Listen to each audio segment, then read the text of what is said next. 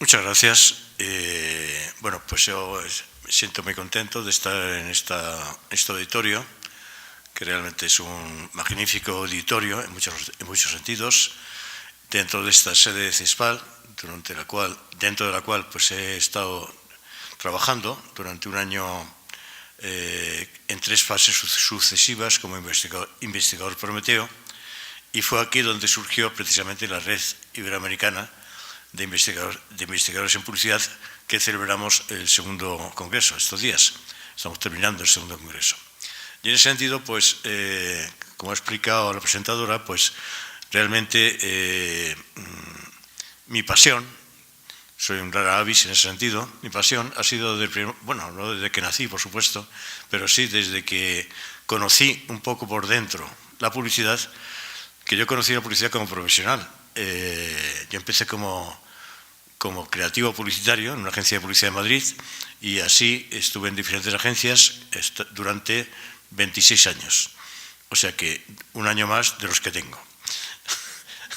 Bien, en ese sentido, pues yo vi en esas agencias la visión. Yo era un estudiante de filosofía en aquel momento.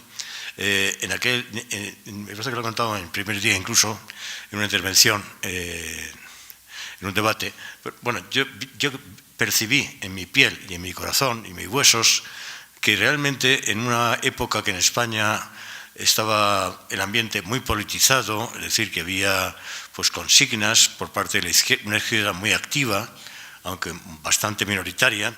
Había consignas, por ejemplo, de huelga general revolucionaria, había publicaciones clandestinas. Madrid, por ejemplo, como ciudad, estaba llena de pintadas, que se llamaban entonces, más que graffiti, pintadas contra el régimen, etcétera. Y había, por supuesto, una gran represión. Es decir, no tan importante como fue la represión después de la guerra, pero sigue existiendo represión. Hasta, por poner un ejemplo, pues un sociólogo español muy importante, que ha sido también importante en su reflexión sobre la publicidad y que citó ayer precisamente mi colega José Enrique Finol, Jesús Ibáñez, pues con todo su valor, con toda su valía personal e intelectual, no pudo ingresar en la Universidad Española hasta que el régimen desapareció, así de sencillo, hasta que llegó la transición, etcétera. Él se ganó sus pimientos, como decía el otro día un colega nuestro uruguayo. Él no decía pimientos, no sé qué término utilizaba, sus poropos, con lo que sea, pues trabajando precisamente en investigación de mercados. Y en ese sentido fue el que introdujo en España, y creo que en Latinoamérica en general, la técnica de grupo, el focus group, proveniente evidentemente del país hegemónico en publicidad, en la industria publicitaria de Estados Unidos. Pues lo introdujo, las técnicas, las introdujo él en su libro, que además fue precisamente su tesis doctoral.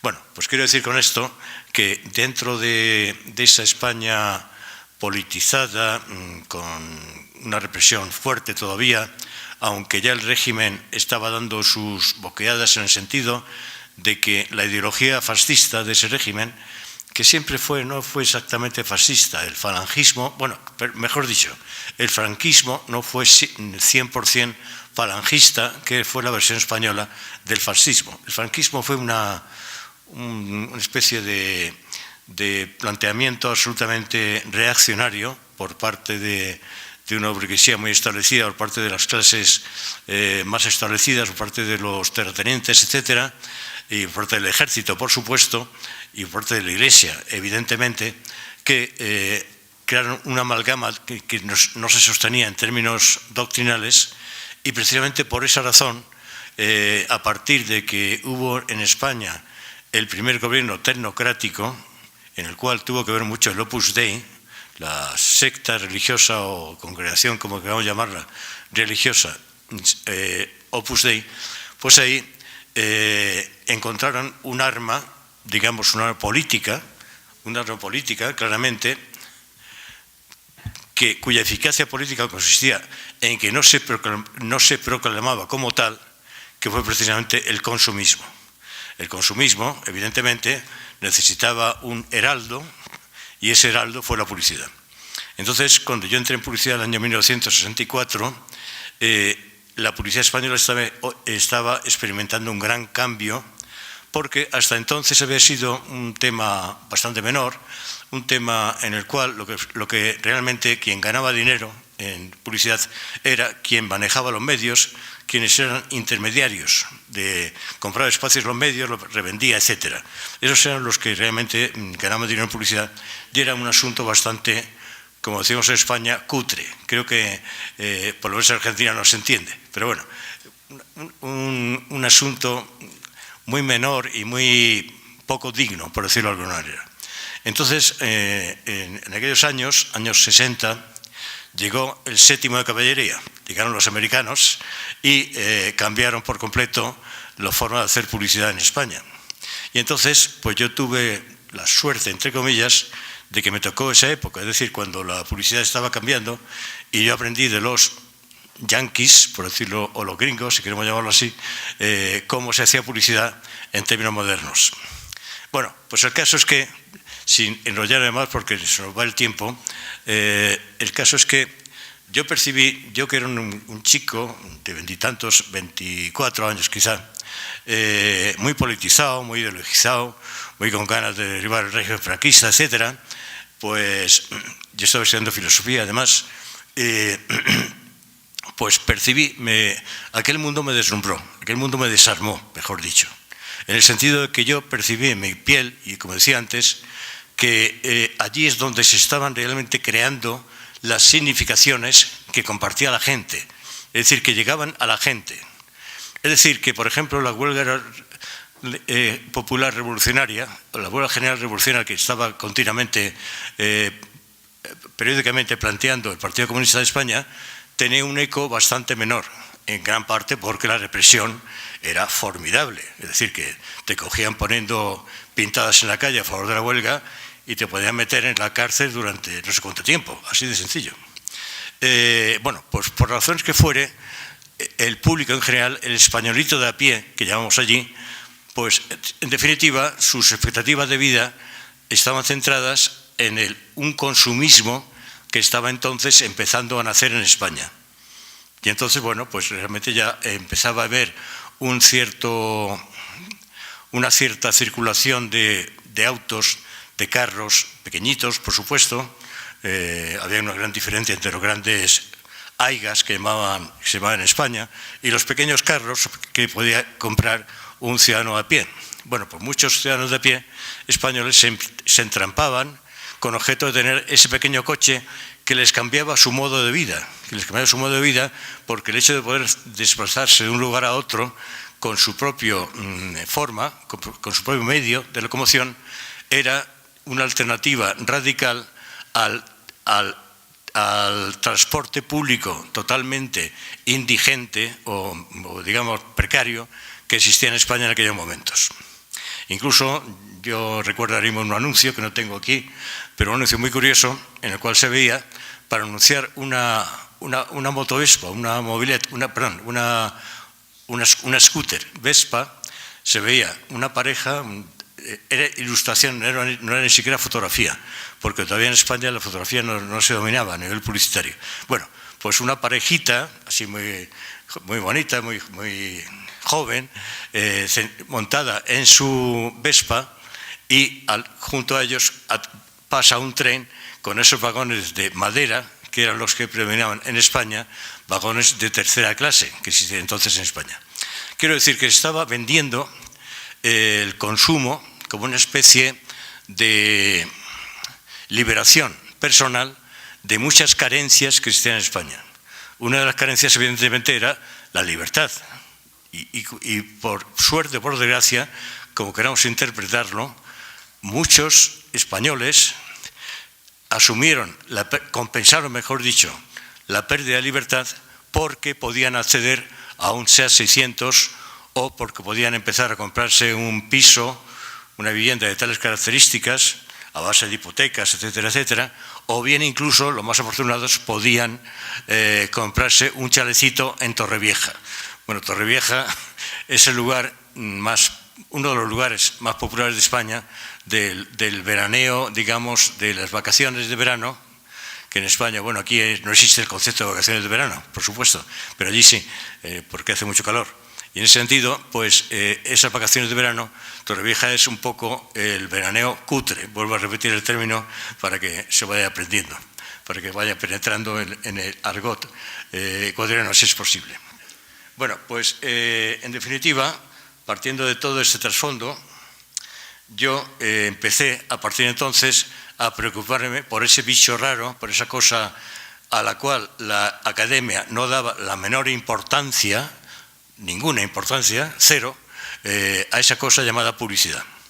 Y entonces, bueno, pues de ahí surgió una pasión de explicar, o pasión por explicar, dependiendo de cómo lo traduzcamos, que es un término de Humberto Maturana, que me ha llevado a darle vueltas a esta paella durante más de 50 años. Yo debo ser o bien obseso, o bien tonto, o bien no sé qué. Pero el caso es que sigo en el mismo tema, aunque, bueno, he encontrado por otra parte ciertas salidas, pero la publicidad me sigue obsesionando como tema de investigación. Ahora un poco veremos quizás las razones de esa obsesión mía. No es que yo sea un paranoico, ni un ser especial, no, soy un hombre de la calle como cualquier otro. Bueno, partimos, para ya entrar en materia, de dos posiciones habituales con relación a la publicidad. Desde los círculos, dentro, insisto en ello, de los círculos académicos. Esto es importante.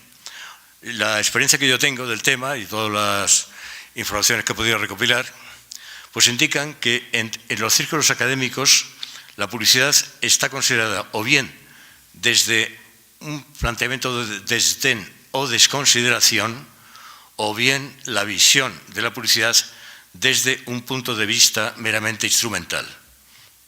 Esta segunda visión es evidentemente lo que estamos llamando aquí, dentro de la red, la visión del norte. El norte anglosajón, inventó la publicidad moderna, es evidente, y el norte anglosajón, en la medida que el capitalismo norteamericano, las empresas, grandes empresas americanas se han ido expandiendo por el mundo, llámese Coca-Cola, llámese Ford, etcétera, etcétera, pues han ido expandiendo ese modelo publicitario. ¿Qué sucede? Que cuando la publicidad ha llegado a las universidades, o incluso a las escuelas de negocios, o cualquier entidad educativa, esas instituciones estaban desarmadas frente a lo que se les venía encima. Estaban desarmadas porque la publicidad era una cosa que se ve de pasada en los periódicos o en la televisión, empezaba entonces, más o menos por entonces en España, y se olvida y se desecha.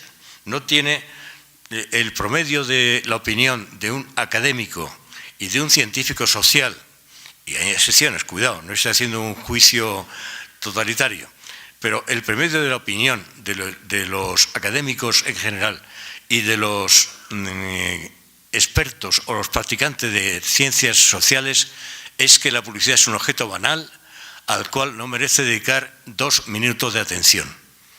Si alguien tiene una experiencia contraria a ese punto de vista, por favor que lo diga en el debate, porque puede ser un debate muy interesante. Y luego está, por otra parte, el hecho de que las universidades en general cogieron sencillamente el modelo estadounidense, el modelo yanqui, que consiste en enseñar a fabricar desde la academia profesionales. Porque es evidente que es una necesidad muy clara, porque nadie aprende publicidad, y sobre todo publicidad moderna, de la que estoy hablando, de motu propio. Necesita que alguien se la enseñe. Entonces, bueno, pues en ese sentido, muchas o la inmensa mayoría de las empresas, de las universidades, donde se impartía la materia publicitaria, que no eran todas, por supuesto, pues, digamos, lo que hicieron fue empezar a competir con el modelo tradicional de aprender publicidad, que consistía, es decir, de aprender la práctica publicitaria, que consistía en empezar, que yo conocí muchos casos en mis primeros años de experiencia, chicos que empezaban con 14 años en la agencia, como botones, un cargo que ya no existe, creo yo, como limpia pinceles, en los estudios de arte final, que ya tampoco existe, etcétera. O sea, o el chico que lleva, o la chica que lleva los cafés, etcétera. O la que lleva las cartas al correo, etcétera, etcétera. Es decir, una serie de planteamientos totalmente secundarios, pero que poco a poco, como sucedía en la tradición en la tradición productiva desde los comienzos de la humanidad, que se aprendía así, se aprendía como aprendiz y ibas pasando a oficial, maestro. Eran los tres niveles que existían en los gremios medievales y que ha existido durante muchísimo tiempo antes de la llegada de la gran industria.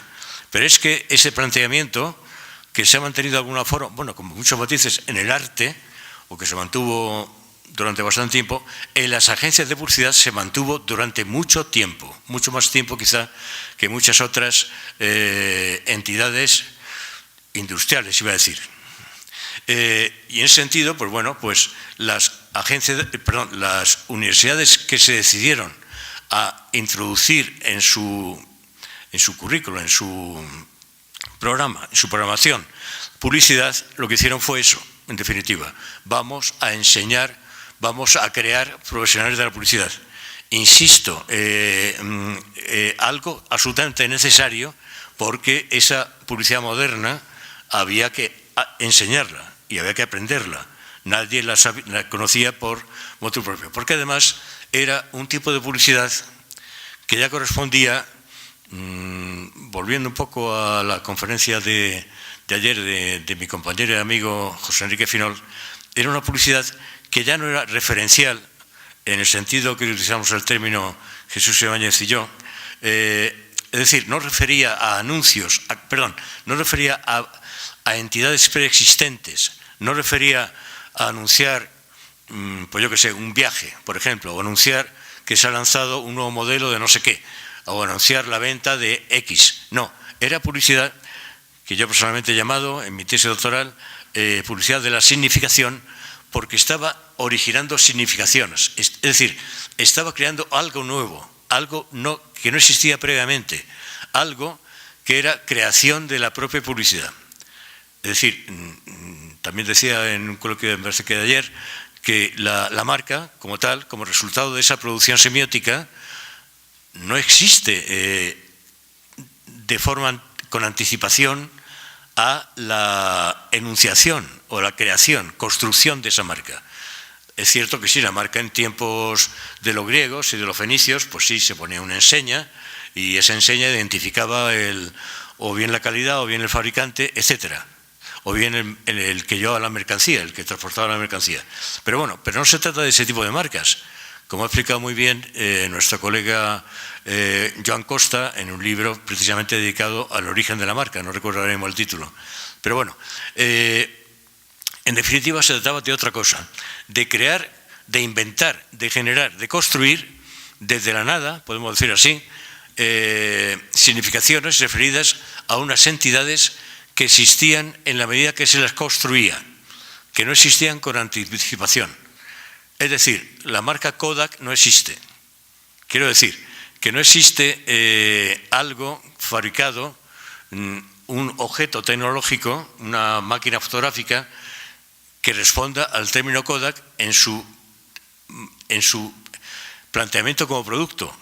La marca Kodak se la llama así para diferenciarla de la competencia, que probablemente es igual. Es decir, las máquinas que probablemente son iguales a las máquinas Kodak. Y entonces, ¿cómo las diferenciamos? Pues a base de construir una significación imaginaria, por lo general, que por lo demás está cada vez más distanciada del producto, de la materia, de la realidad del producto, y es en definitiva pura fantasía, como sucede en tantas y tantas marcas que existen hoy en día en el mercado. O sea, ¿qué es Apple? Apple es un teléfono, es una tableta, ¿qué es? No, Apple es un nombre inventado para designar unos productos que en función del signo que ostentan se diferencian de otros productos que pueden ser exactamente idénticos.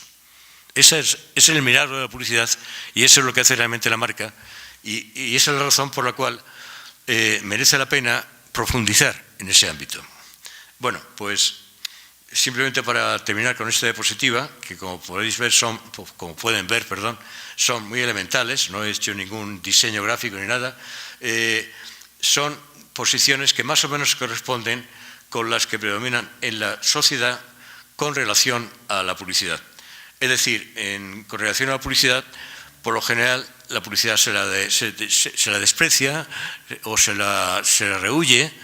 Hace ya bastantes años hubo en España una encuesta hecha por un instituto de investigación cuyo resultado era que, si no recuerdo mal, el 80 y tantos % de los españoles declaraban que estaban hartos de publicidad.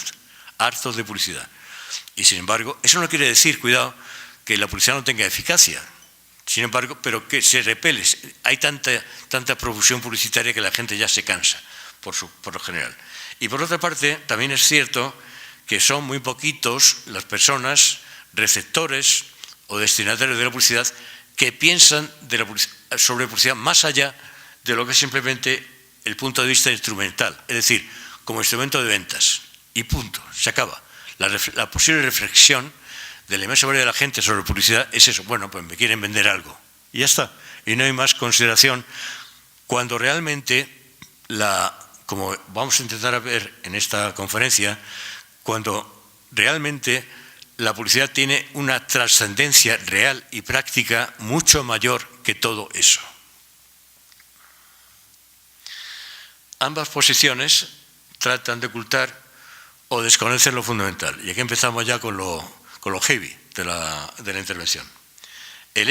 Tratan de ocultar lo siguiente: el hecho incontrovertible de que la publicidad constituye la ideología fría o funcional del capitalismo globalizado en nuestro tiempo, tal como voy a tratar de relieve en mi exposición. Repito, la publicidad constituye la ideología fría o funcional del capitalismo globalizado de nuestro tiempo.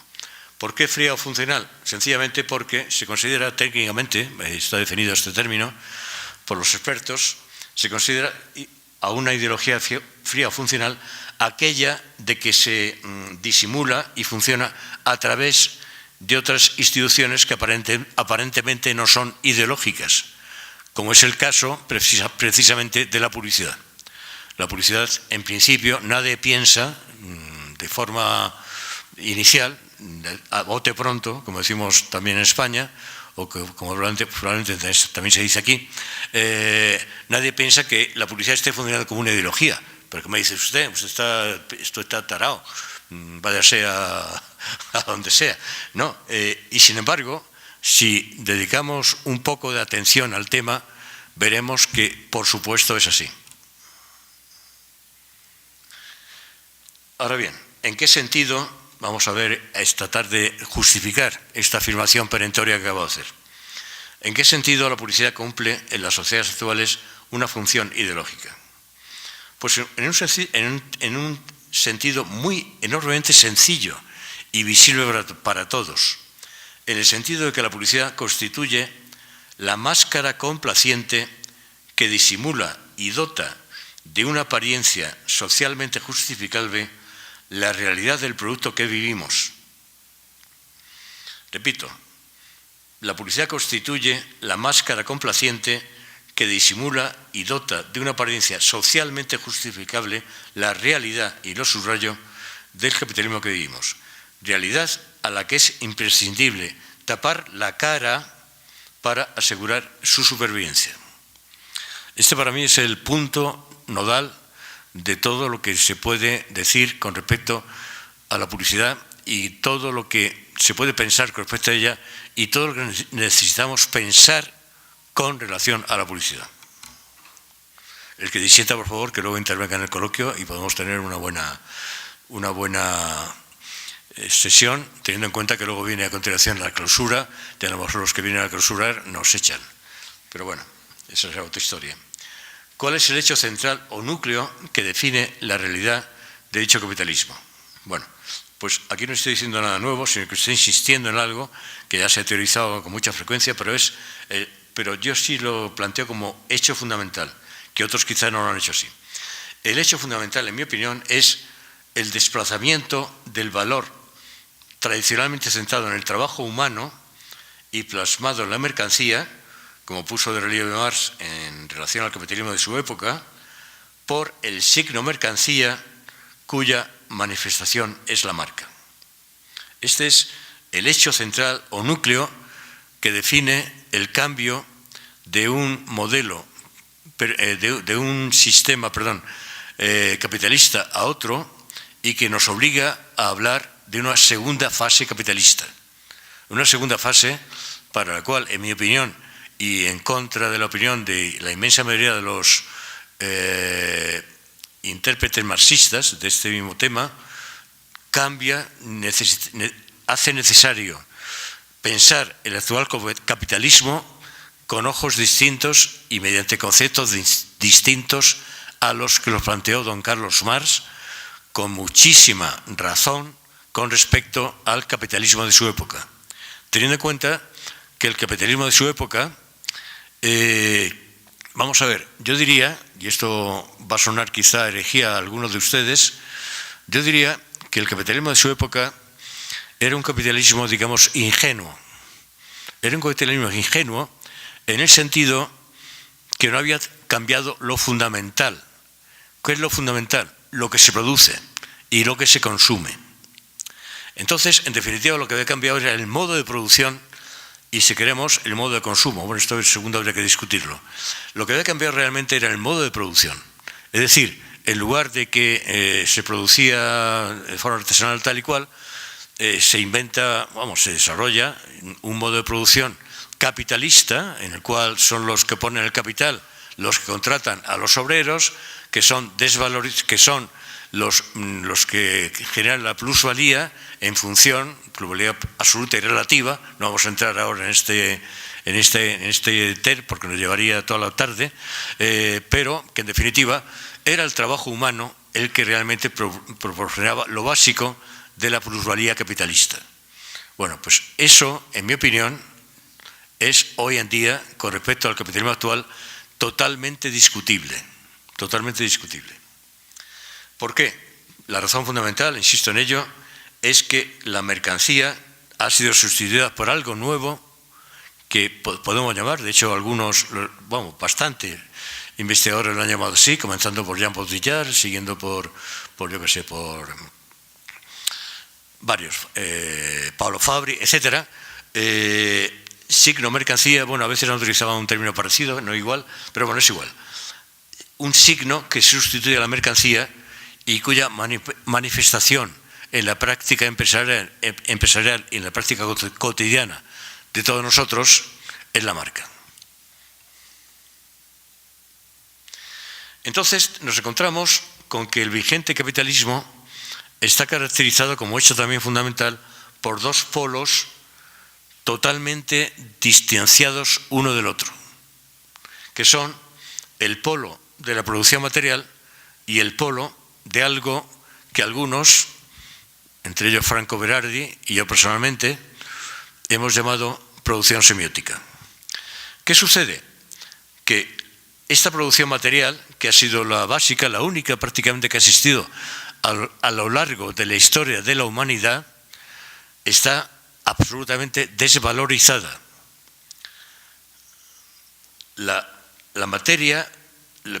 Esta producción material, repito, no proporciona valor en la producción, lo cual da lugar a que su elaboración se desplace en lo fundamental a los lugares del mundo donde resulta más barata y los trabajadores gozan de menos derechos, tanto laborales como sindicales, etcétera, etcétera. De modo que además la consecuencia es que esta producción material se hace invisible a los consumidores del sistema, es decir, a quienes están realmente aportando, como vamos a ver ahora, la plusvalía capitalista. Esto lo investigó, lo narró muy bien precisamente la periodista y activista Naomi Klein a la cual al final me refería a una profecía suya, cuando consiguió entrar, cuando China era todavía la fábrica del mundo, que ya empieza a no serlo, y que consiguió entrar en esos lugares donde se está produciendo, pues desde las prendas de Nike, perdón, de las prendas de Zara o del Corte Inglés en España, etcétera, etcétera, hasta las zapatillas Nike, etcétera, etcétera, etcétera. Bueno, pues es una producción que en definitiva ha perdido valor para valorizar en definitiva lo producido, y por eso se la condena a esos talleres inmundos del tercer mundo, o incluso a veces no solamente de Bangladesh, como lo diré, sino a veces también de Latinoamérica e incluso de España. Cuidado, porque en España hay lugares, en Madrid, sin ir más lejos, hay lugares donde en un sótano inmundo pues te encuentras una serie de, o bien, no, quizá más que en un sótano, en talleres en torno a Madrid, que hay enormes zonas industriales en torno a Madrid, talleres absolutamente cerrados, o sea, donde nadie puede entrar más que la gente que trabaja allí, los que lo llevan, en definitiva, donde las condiciones laborales son absolutamente penosas y que son, por lo general, gente que viene a Madrid de donde sea, de China, de Bangladesh, de donde sea, me da igual, o de Ecuador, quizá incluso, y que están trabajando en condiciones absolutamente lamentables. ¿Qué pasa? Que eso está invisibilizado. Se le invisibiliza precisamente para que no cause dolor de estómago a los instalados consumidores occidentales, o no ya ni siquiera occidentales, sino instalados consumidores que están comprando en estos momentos en el Quicentro, por ejemplo. Bueno, pues ese mundo, esa producción absolutamente desvalorizada, que es en definitiva la que produce la materia, es decir, lo que consumimos en definitiva. Cuidado, está produciendo los pantalones vaqueros, los teléfonos móviles, los etcétera, etcétera, son los que producen realmente. Esto está subsumido por una producción semiótica que está, como decía, absolutamente distanciada, incluso en términos geográficos, aunque puede estar muy cerca también, es cierto, de la anterior, y cuyo resultado es el signo mercancía tal como éste se concreta en la marca, y producción semiótica cuya expresión en el lenguaje de la gestión empresarial se conoce como marketing. Bueno, voy a aprovechar para decir algo respecto al marketing. El marketing es una palabra mágica. En España, no es igual que en Latinoamérica, curiosamente. En España la palabra marketing prácticamente no se ha traducido. La palabra marketing ha sido admitida en el diccionario de la Real Academia Española, ya figura ahí, y en las escuelas o facultades donde se enseña el marketing se llaman así, no de mercadotecnia, como sucede concretamente en América Latina por lo general. Entonces, a la palabra marketing se le ha revestido de una especie de magia, de algo. Yo recuerdo cuando yo ejercía la profesión publicitaria, sobre todo en los comienzos, que llegaban algunos anunciantes un tanto despistados y que decían, oiga, ¿y qué es eso del marketing? O sea, y entonces pues, había que explicarles, pues no, se pronuncia marketing, y mire, consiste en esto y lo demás allá y no sé qué. Y bueno, pero había usted hágame una campaña de marketing, y ya está, venga, a ver qué vendemos.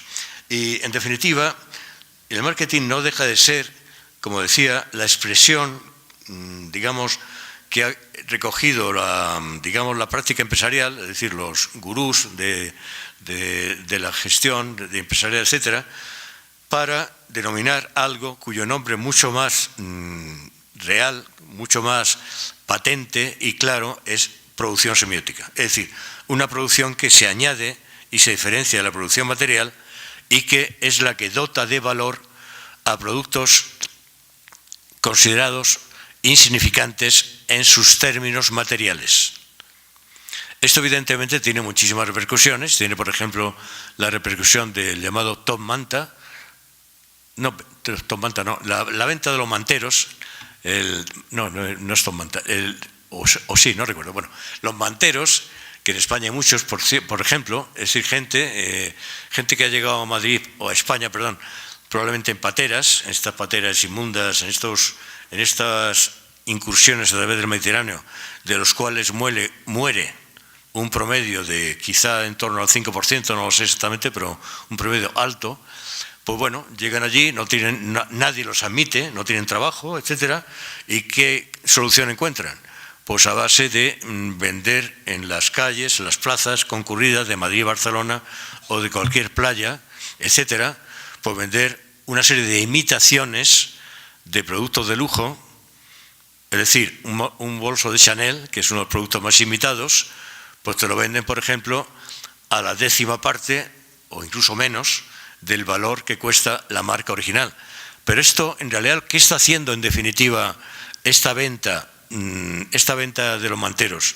Está realmente, en cierto modo, revelando el valor material, el valor de la producción material frente a lo que nos cobran en función de la producción semiótica.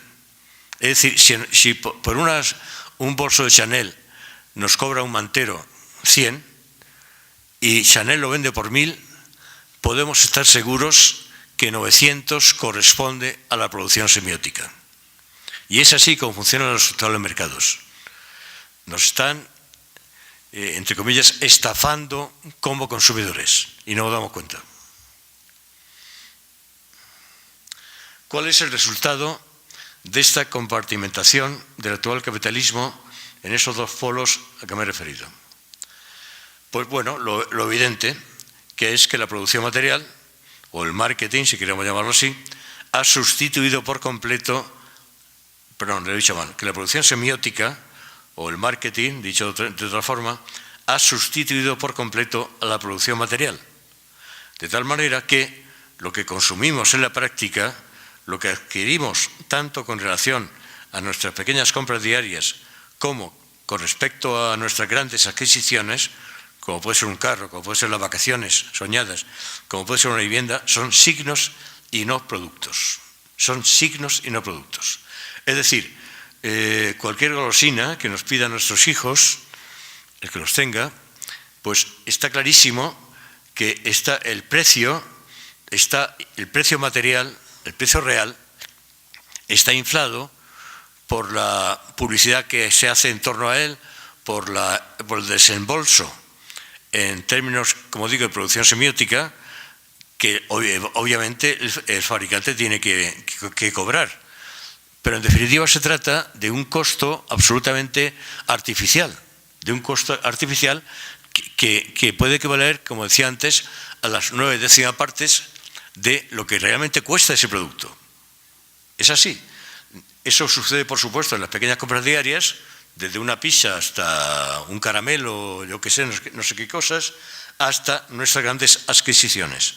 Es decir, por ejemplo, cuando decidimos comprar un carro, pues que levante la mano, por favor, quien no lo compra por el nombre de la marca. Bueno, no se trata de hacer una encuesta, ni mucho menos, pero es clarísimo que una gran parte de la población compra productos caros porque se llaman Mercedes, o se llaman BMW, o se llaman Audi, por ejemplo. Está demostrado, por ejemplo, que la inmensa mayoría, o todos, no lo sé, de los vehículos Audi son, en términos técnicos, en términos materiales, exactamente iguales que otros modelos de la misma gama, de la misma empresa, que en definitiva es el gran conglomerado empresarial en torno a Volkswagen, que es Skoda. O sea, son los mismos. Los de Audi cuestan no sé cuánto, un 30 o no sé cuánto más que un vehículo Skoda. Pero un vehículo Skoda no te viste como signo. No puedes decir a los amigos, me compré una Skoda. Ah, pues qué tonto eres, que eres un pobre tipo, porque no has podido comprarte un Audi. Demonio. Es decir, entonces te compras el Audi porque quieres construir una imagen de ti mismo a través del carro que vas consumiendo.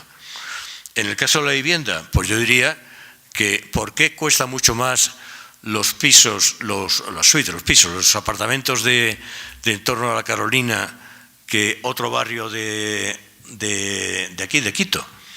Pues sencillamente puede haber datos objetivos, como es el precio del terreno, etcétera, pero no cabe la menor duda que gran parte de la diferencia de precio proviene del signo que da lugar el hecho de que vives en un barrio distinguido.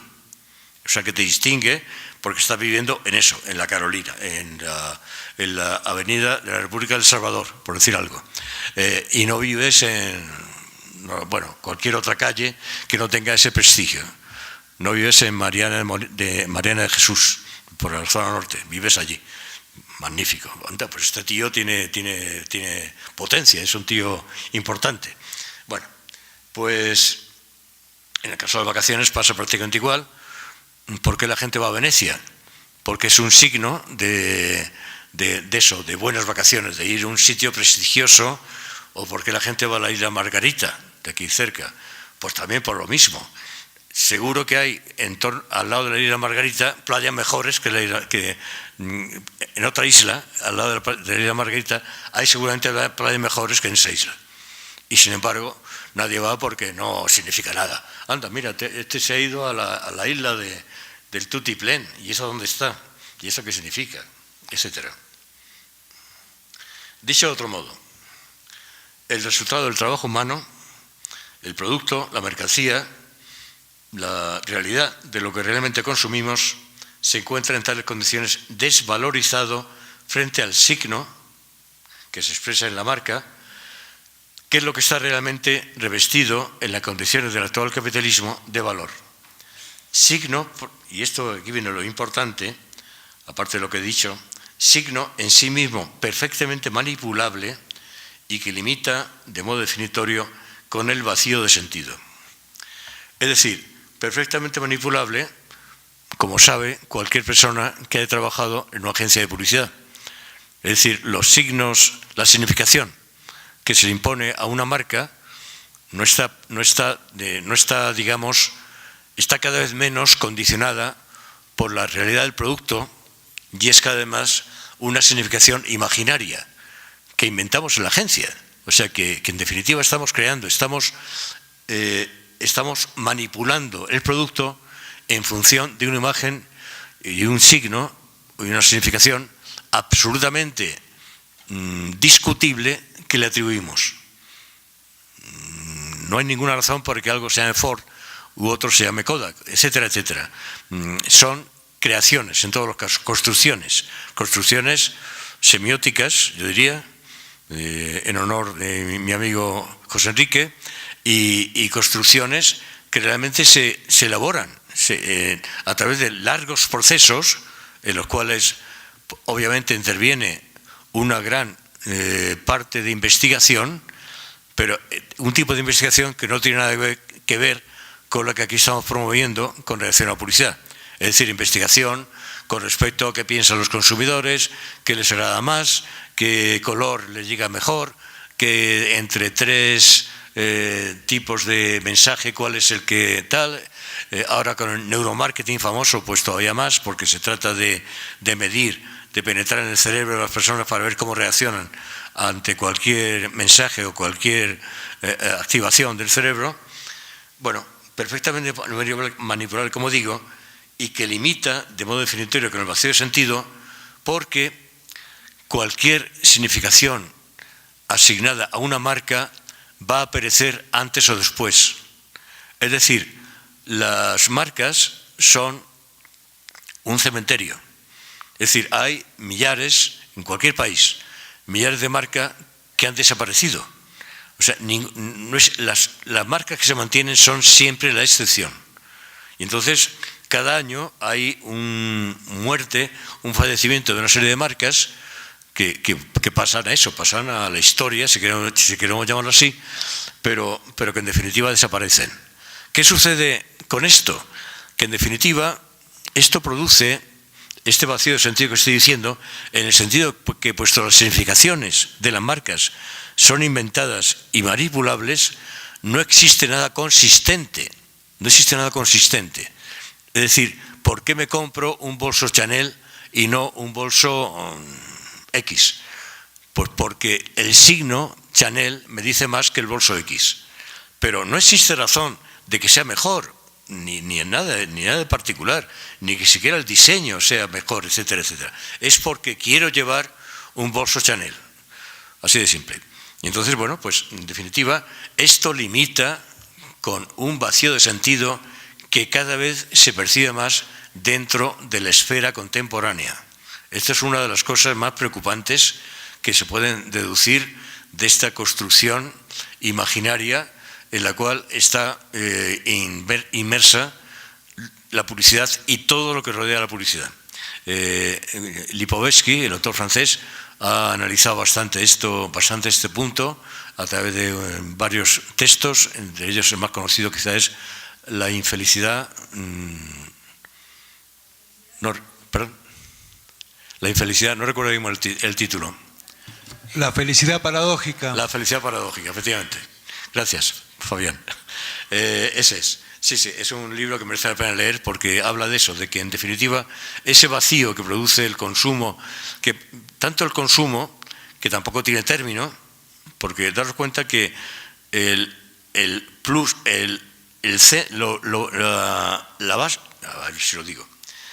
consumo pleno está en el signo. El consumo pleno está en el signo. El consumo pleno está cuando yo veo un anuncio de BMW o de Mercedes o de Audi y me imagino conduciendo ese automóvil. Cuando lo compro ya no es tan maravilloso. Tengo que poner gasolina, tengo que aparcarlo, tengo que tal, a veces a lo mejor lo rayo porque no conozco todavía bien las dimensiones y empiezan los conflictos. Ahora bien, como signo es perfecto. Y entonces eso linda necesariamente con el vacío de sentido que estoy diciendo, pero por otra parte, en la medida que las marcas se diferencian por su signo y no por su sustancia, la sustancia que hay detrás de los productos, pues al final la consecuencia de ambos fenómenos es en dirección a este vacío de sentido que estoy diciendo, que ya se convierte en un fenómeno colectivo y muy preocupante, por cierto. ¿Cuáles son los componentes de esta producción semiótica? Bueno, yo voy a referirme brevemente a unos cuantos, hay más, por supuesto, pero quizá los más visibles son el diseño, obviamente, el embalaje, como parte también, si queremos, de la envoltura del producto, como en definitiva también lo es el diseño, la manipulación del producto, dentro de ella está el fenómeno conocidísimo de la obsolescencia planificada, pero también está quizá otros fenómenos menos ostensibles, como puede ser la adecuación del producto a la significación asignada a la marca. Es decir, yo en mi época publicitaria yo he vivido experiencias de cómo la apariencia de un producto se acondicionaba, incluido el precio, cuidado, esto es importante, con relación al target al que se dirigía. Es decir, si el producto va dirigido a una clase media alta, pues tenemos que tener un envase bonito, tenemos que tener, etcétera, una serie de condicionantes y un precio alto, aunque ese precio no tenga nada que ver con lo que cuesta producirlo. No, se trata de que el precio alto significa buen producto, así de simple. Bueno, pues ha habido un caso muy reciente, el llamado Dieselgate, mediante el cual se ha demostrado que no solamente Volkswagen, que fue el primer encausado, sino prácticamente todos los fabricantes de automóviles diésel estaban falseando como cosacos los datos de emisión de gases por aquello de pasar la normativa. Bueno, esto es una estafa gigantesca. Los países serios, bueno, quiero decir, serios en cierto sentido, les han puesto unas multas muy considerables. En España, ni cero, patatero. En España nadie se ha preocupado por llamar la atención a Volkswagen, que por supuesto venden muchos carros en España, y pedirle responsabilidad por aquello de que ha estafado a la gente, ha estafado al medio ambiente, que es colectivo además. Bueno, pues, etcétera, etcétera. Bueno, manipulación, decía el producto, manipulación del precio, acabo de referirme a ese aspecto también. El caso de los perfumes es escandaloso, por decirlo así. Los perfumes de lujo tienen que costar mucho, aunque el precio de la producción sea 0,2, por decir algo, porque si no, no significan que yo quedo bien cuando regalo ese perfume a mi pareja o quien sea. O sea, tiene que costar mucho, independientemente de lo que cueste su fabricación, su material. La producción subordinada a las necesidades de la producción y no a la de los consumidores. Esto se ve clarísimo en diferentes mercados. Por ejemplo, los smartphones. Los smartphones, y el caso quizás más patente es Apple, o Apple, si queremos decirlo un poquito más fácil. Apple está continuamente sacando modelos nuevos, pero no porque yo necesite, o usted, o cualquiera de nosotros necesite un modelo nuevo, sino porque Apple necesita vender cada año X millones de smartphones nuevos, nada más. Y entonces nosotros como corderitos, y se forman colas de gente que cuando va a salir el nuevo modelo pasan la noche para conseguir, mira, yo tengo el primer ejemplar del nuevo modelo Apple, joder, qué tío, y ya está. Y en definitiva nos están estafando sistemáticamente, y nosotros vale. Otro aspecto, hay más por supuesto, la manipulación del consumo a través de la moda. Bueno, la moda es un continuo fabricación de consumo. ¿Por qué pasan, de repente se pone de moda un cierto tipo de vestir, o se pone de moda otro? Porque incluso existen comisiones de expertos que están decidiendo cada temporada qué estilo, qué color, qué largo de falda, etcétera, etcétera, se va a llevar esa temporada. Esto es real, no me lo estoy inventando. Existen estas comisiones muy alto nivel, que se reúnen quizá en un castillo de Loira, no sé dónde, y que legislan y que hacen que las grandes empresas del sector se condicionen a esos parámetros que se determinan. Así de simple. Bueno, hay dentro de esta manipulación del consumo, hay también el fenómeno de la sponsorización clarísima de deportistas y otros personajes famosos. Las camisetas que vendía el Real Madrid con el nombre o con el número, no se lleva ni siquiera el nombre, del famoso Ronaldo, cuando era jugador del Real Madrid, costaban, pues en torno, me parece que eran unos 70 euros. ¿Cuánto cuesta la producción de esa camiseta? Pues me atrevería a decir que menos de $1. El precio real de esa camiseta. Se vende por 70 porque lleva la marca de tal. Y por esa razón pueden pagar a este señorito pues una cifra fabulosa, y por esa razón este señorito se convierte en sponsor publicitario, que está ganando más dinero, mucho más dinero como sponsor de publicidad, sponsor de publicidad, que incluso como futbolista, etcétera. También hay muchos personajes famosos que también, yo imagino, me da la impresión que incluso esta persona que se llama Trump, que tenemos en Estados Unidos, cuando deje de ser presidente, va a convertirse también en sponsors de diferentes marcas. Me da la impresión. No me gustaría, por supuesto, pero bien, todo ello y mucho más, que no digo, pero que se entiende, todo ello está envuelto en el manto inviolable y el escaparate resplandeciente que le proporciona la publicidad. Es decir, la publicidad es la conclusión de todo esto, es el escaparate, lo que realmente hace que no podamos penetrar más allá de lo que está sucediendo. La publicidad es, cualquiera, insisto, que haya trabajado en una agencia de publicidad sabe que la producción, por ejemplo, de un spot publicitario es un tema absolutamente cuidadísimo. O sea, se cuidan todos los detalles, se contratan los modelos más específicos que puedan representar a los personajes de ese spot, etcétera, etcétera. Se cuida todo. Yo, incluso en mi época de profesional, conocí un realizador publicitario que fue realmente famoso, famoso en el ámbito de publicidad en España, que ya falleció, que en un rodaje en el que yo estaba participando, pues lo suspendió porque el ramo de flores que había en una cocina, en un set de cocina, era no sé de qué color, y él lo quería azul. Y como no había flores azules en aquel entorno, hubo que parar el rodaje un día hasta que alguien trajo flores azules para decorar, para satisfacer las exigencias del realizador. Pero quiero decir que en ese sentido, que esto es un poco excéntrico, pero en definitiva se cuida con mimo enorme cualquier producción publicitaria, porque se trata precisamente de construir ese escaparate que sea impenetrable. Ese escaparate magnífico, perfecto, en definitiva, a nivel imagen, que nos impida pasar más allá. Pero el problema es que ese más allá existe. Y entonces la publicidad nos está tapando lo que existe más allá.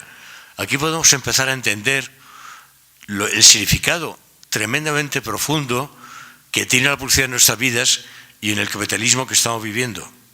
La publicidad, querámoslo o no, está haciendo esa labor en la práctica.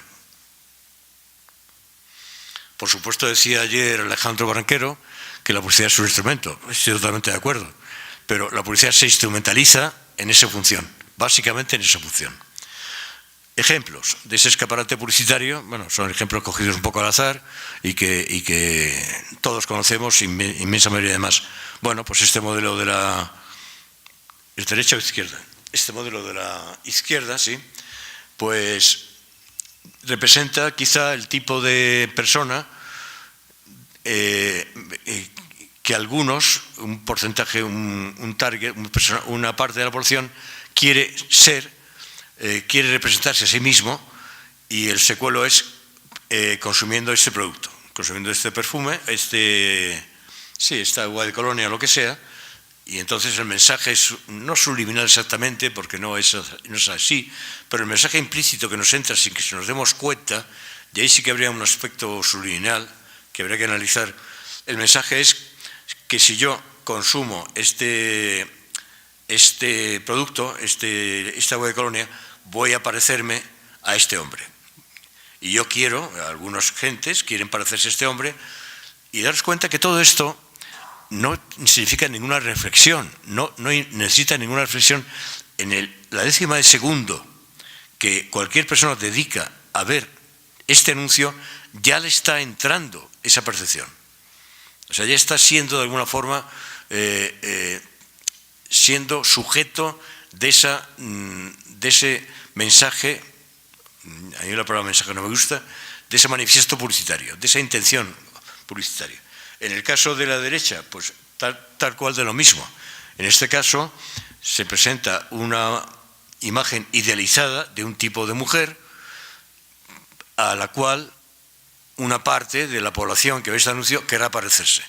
Tampoco se trata, insisto, en que, mira, yo quiero ser como esta. No se trata de decodificar los mensajes en términos racionales, sino que es algo que te entra por los ojos, te entra por la mente, o por el subconsciente, o el preconsciente, o el inconsciente, sin que tú lo percibas. Y entonces, así, y en función de la repetición de esas emisiones publicitarias, en la función de que tú has visto 100 veces quizá este anuncio, terminas por identificar que si tú quieres ser como esta persona, tienes que usar este producto. O bien, caso también, si tú quieres que tu pareja sea como esta persona, tú tienes que regalarle este producto. Otro caso muy parecido, bueno, pues una representación, no es un anuncio muy afortunado, pero bueno, no he encontrado otro, tenía prisa por terminar esta presentación. Bueno, pues una modelo, una persona que también está generando un modelo para el cual se supone que algunos receptores quieren parecerse. En el caso de la derecha es mucho más explícito. Yo no estoy nada de acuerdo con que esto sea un anuncio dirigido al público homosexual, que también pudiera ser. O sea, seguramente hay una parte de esa interpretación. Pero lo más probable es que sea un mensaje percibido por mujeres y sobre todo esposas, que son las que compran por lo general la ropa interior de los maridos, lo sé por experiencia propia, pues quieren que su marido se parezca a esta persona, a este modelo, ahí espatarrado, etcétera, etcétera. Bueno, en el caso de los automóviles, exactamente igual. Exhibir el producto y exhibirlo siempre con su logo significa que queremos identificarnos de forma subconsciente, si queremos decirlo así, Queremos que nos reconozcan como usuarios de una marca distinguida, como puede ser BMW, en el sentido que decía antes. Es decir, BMW, aunque el automóvil sea exactamente igual que otro de Skoda, no es lo mismo. No es lo mismo, es otra cosa. Se diferencia no en términos materiales, sino en términos de signo y en términos puramente imaginarios, de la significación imaginaria que BMW ha conseguido generar en torno a su marca. En el caso de Mercedes, que es un caso incluso mucho más antiguo, 3/4 de lo mismo. No quiere decir esto que los ingenieros y los técnicos de estas marcas no estén trabajando y no estén haciendo adelantos técnicos y materiales con respecto a sus productos, pero que en definitiva todo esto está subsumido, que de hecho lo hacen. Un carro de hoy no tiene nada que ver con un carro de hace 15 años, está muy claro, pero todo eso está subsumido por la imagen que está generando la marca a través de esa producción semiótica de la que antes hablaba, de la cual no solamente forma parte de la publicidad, sino otros muchos factores que antes comentaba. Por ejemplo, el diseño es claramente un aspecto de esa producción semiótica. Otro caso, pues que ha sido muy comentado y muy emblemático, el caso de Coca-Cola identificándose con la publicidad, con la felicidad. La pregunta es, ¿qué tiene que ver la felicidad con Coca-Cola? Pues en principio ninguna. Es decir, esto incluso generó una polémica, incluso social, hasta el punto de que esta publicidad se hizo hace como, bueno, lleva circulando 3, 4 años, no sé cuántos, pero el nuevo director de marketing mundial, que llegó hace 2 años más o menos a Coca-Cola Mundial, a Coca-Cola Company, en Atlanta, Estados Unidos, decidió, o recomendó, o consiguió, que digamos que la publicidad de Coca-Cola se acercara mucho más al producto. Es decir, que se dejara de estas fantasías, de estas identificaciones que son absolutamente arbitrarias. Porque claro, no hay forma de conseguir esa identificación, de atribuir esa significación de la felicidad con un producto llamado Coca-Cola. No hay manera de sostener, ni siquiera en términos racionales, en este caso, ni en términos tampoco irracionales, que porque tú veas un vaso de Coca-Cola vas a ser más feliz. Esto quien se lo crea es para llevarlo a no sé dónde.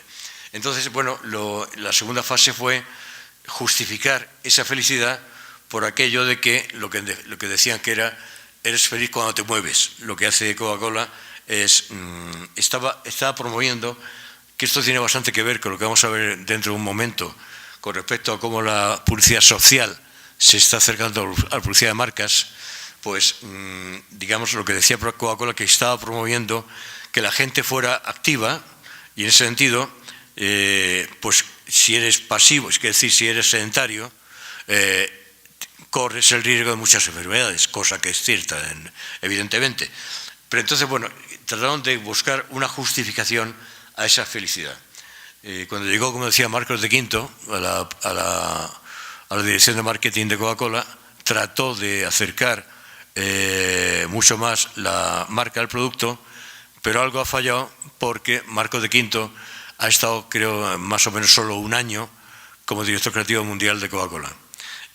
Según dice él, por cansancio personal, porque quiere dedicarse a otras cosas, porque de alguna forma el caballo de San Pablo lo ha sorprendido en mitad de camino, más o menos.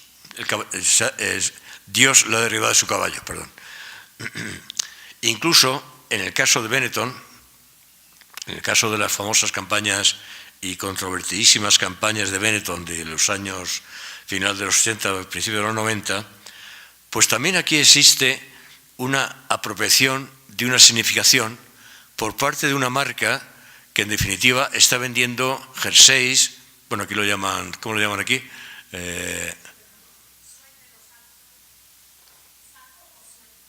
Vale, sí, prendas en definitiva de vestir, y la pregunta es ¿qué tienen las prendas de vestir que ver con una imagen de un moribundo de SIDA, por causa de SIDA, que fue un escándalo público la publicación de este anuncio, que por cierto en España, por ejemplo, solamente una revista se atrevió a publicar y y además justificándose a sí misma, diciendo en la página anterior del anuncio, lo que hemos recaudado por este anuncio lo dedicamos a entidades anti-SIDA. Eso fue. O sea, tuvieron que justificarse, publicar este anuncio, porque curiosamente este anuncio, cuando fue publicado como noticia de prensa, no pasó nada, pero cuando se publicó como anuncio, rompió por completo esa especie de asociación con lo perfecto, con lo maravilloso, con lo euforizante, que todos, sin saberlo, o sin ser consciente, mejor dicho, atribuimos a la publicidad. No, esto era un anuncio desgarrador, un anuncio antianuncio en ese sentido, por supuesto. E incluso en el caso de que Benetton hace campañas a favor del colectivo homosexual, por ejemplo, como en este caso, pues también es discutible. Yo por lo menos lo discuto en el sentido de que ¿qué derecho tiene una marca a beneficiarse de un colectivo y poner esa opinión pública que puede existir con respecto a ese problema al servicio de su marca? Para mí es muy discutible. Sé que es un tema muy controvertido. Bueno, pasando al siguiente paso, ¿cuáles son algunas de las consecuencias de esta gigantesca manipulación, insisto en ello, gigantesca manipulación que ejecutan a diario quienes gestionan el actual sistema capitalista? Pues son, y voy a decir unas cuantas solo, el derroche sistemático de recursos que pone en peligro la supervivencia del planeta Tierra. Los recursos se están derrochando al servicio de un consumo que tiene fin en sí mismo, es decir, de un consumo cada vez más alejado de la satisfacción de las necesidades. Un consumo que en definitiva va dirigido a mantener siempre funcionando la máquina de la producción. La producción por la producción, de la que hablaba don Carlos Marx hace más de un siglo. Esto está poniendo ya en peligro grave la supervivencia del planeta, y ya todos conocemos esos océanos de plástico que existen en el Pacífico, en el Atlántico, los polos, el Ártico que está derritiendo los polos, el hielo, etcétera, etcétera. Estamos en una situación, los huracanes, que tienen mucho que ver con todo esto, con este cambio climático que está sucediendo, el hecho de que aquí no llueva hace un mes, por lo visto, todo esto tiene que ver con este derroche de recursos que estamos, digamos, permitiendo, y que los gobiernos más o menos tratan de, sí pero no, no pero sí, tratan de paliar con ciertas medidas, pero nada serio, porque al final no se ha decidido siquiera algo realmente importante con respecto a este problema. Se reúnen cada un año, lo pasan fantástico en los hoteles maravillosos que van a tomar caviar no sé dónde, y al final se reúnen, bueno, pues vamos a seguir, el año que viene, etcétera. No quiero tampoco caricaturizar demasiado. Segundo consecuencia, la configuración de un modelo de vida centrado en el consumo, entendido como finalidad de sí mismo y cada vez más alejado de la satisfacción de las necesidades de sus destinatarios. Ya lo he dicho antes y no quiero insistir, pero en definitiva la máquina del consumo se convierte en una máquina cada vez más autorreferente. El caso que he dicho antes de Apple es un ejemplo muy claro, pero hay tantísimos otros. Es decir, se trata de mantener siempre activa la máquina productiva y poner el servicio a su servicio las necesidades de los consumidores, que por otra parte cada vez son más inciertas, porque ¿quién se atreve a definir hoy en día cuál es el contenido de lo que en los años 60 del pasado siglo se llamaba paquete estándar de bienes de consumo? Pues hoy en día es muy difícil ya. Es decir, el smartphone probablemente está ahí metido, la televisión de plasma también, pero es que se va ampliando continuamente y va cambiando. Es decir, ya no es un modelo como fue en su día este modelo estándar, de los cuales hablaron diferentes sociólogos, etcétera, que en definitiva iba básicamente dirigido a satisfacer necesidades. Es decir, ahí sí que había una conexión entre necesidad y consumo. Esa conexión cada vez hoy en día está más alejada. Estamos comprando smartphones, de los cuales quizá utilizamos la 10ª parte de su funcionalidad, que es el caso, me da la impresión, más habitual. Tercera consecuencia, la captación sistemática de la atención colectiva a través de una macroestructura imaginaria que se renueva continuamente.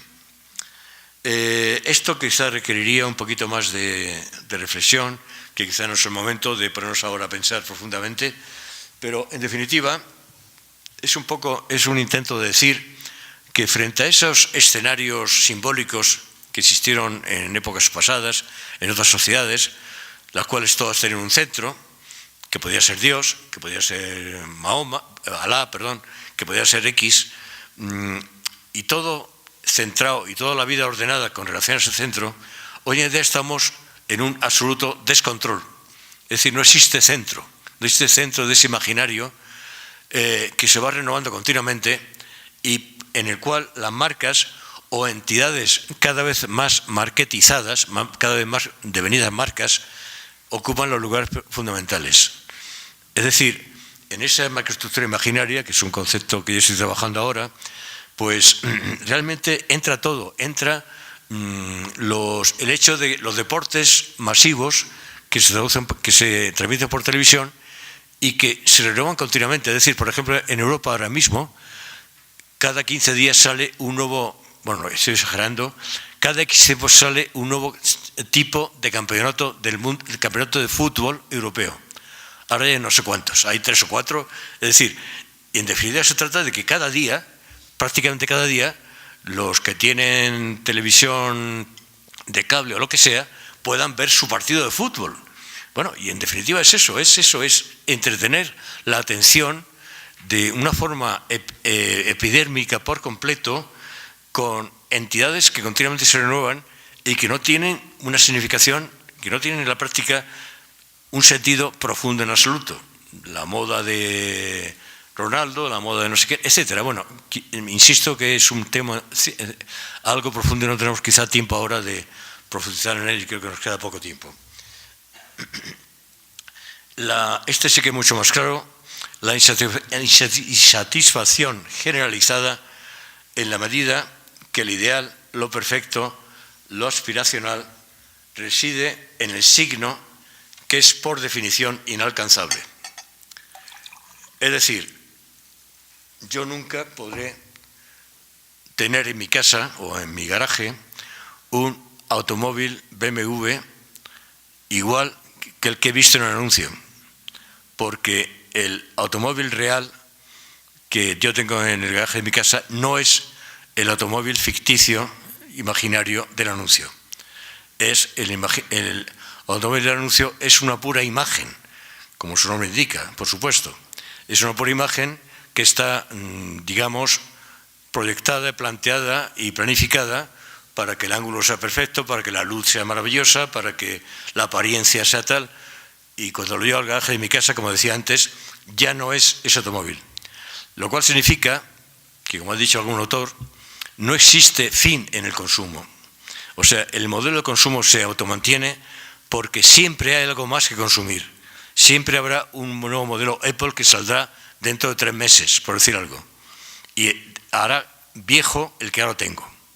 Y si estamos de acuerdo con esta ideología, por decirlo así, del consumo, seremos tan bobos que compraremos el último modelo.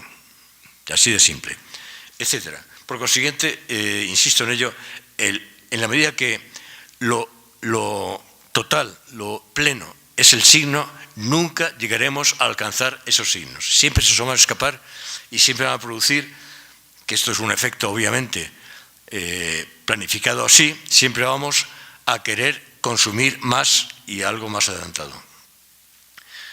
Quinto, y me parece que es lo último de esta reflexión, de estas consecuencias, el deseo más o menos larvado manifiesto de regresar a lo real, especialmente visible entre las generaciones más jóvenes. En este sentido, no hay que llegar ni mucho menos a un juicio, a una conclusión apocalíptica. No, la sociedad tiene sus reacciones, tiene sus reservas, sus recursos para reaccionar frente a estas manipulaciones de las que estoy hablando. Y es un hecho cada vez más visible que en la medida que las generaciones se van renovando y en la medida además que el modelo del trabajo asalariado para toda la vida va desapareciendo en la práctica, y en la medida que cada vez el trabajo es más precario, cada vez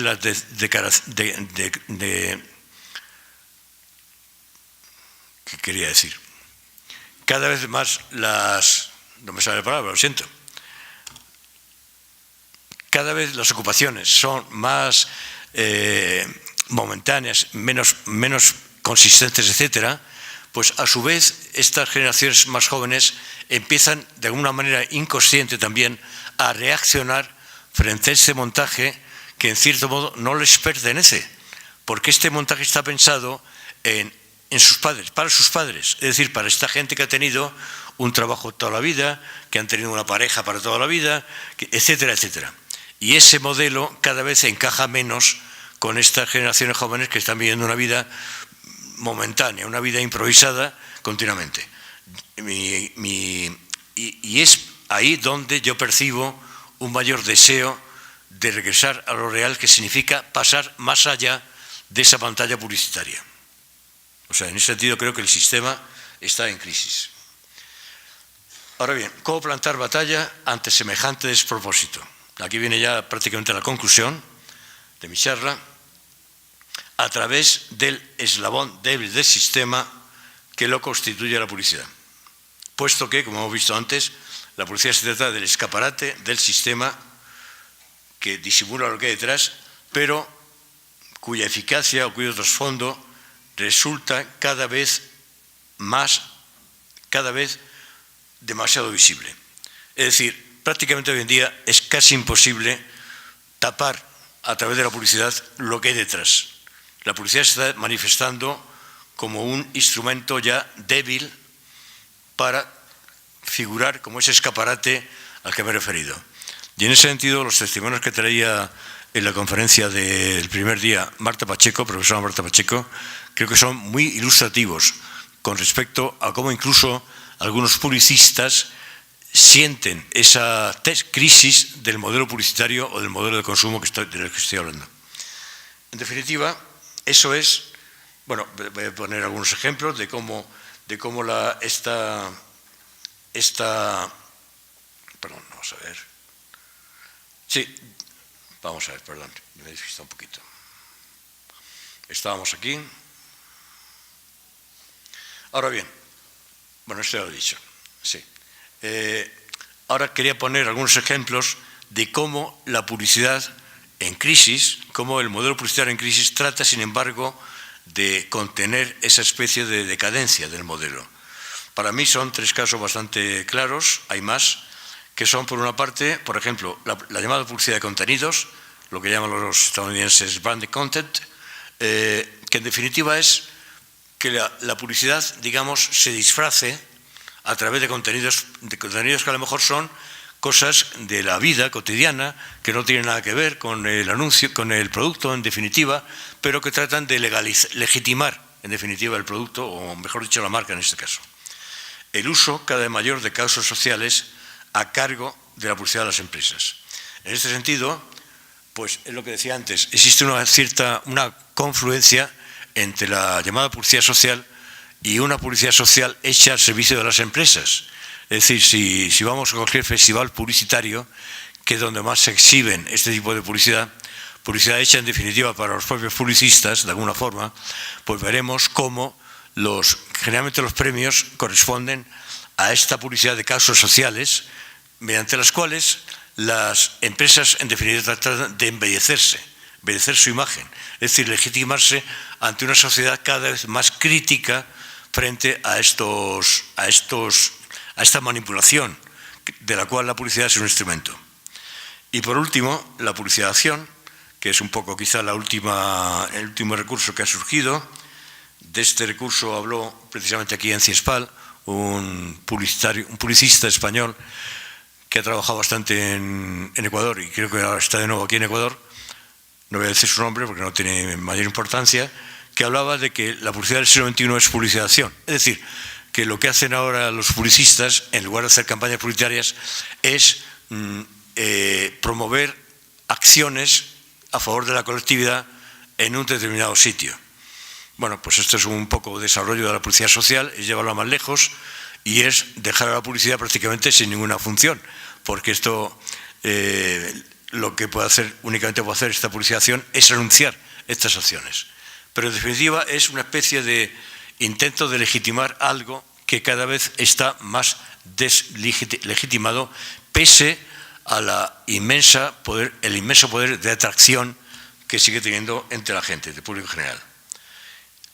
La conclusión: por ello resulta tan urgente, tan imprescindible comprender la publicidad. Y ello porque la publicidad constituye en la práctica, como he dicho ya varias veces, el escaparate resplandeciente a través del cual el vigente semiocapitalismo oculta sus miserias. Voy a referirme muy brevemente a algunas de estas miserias.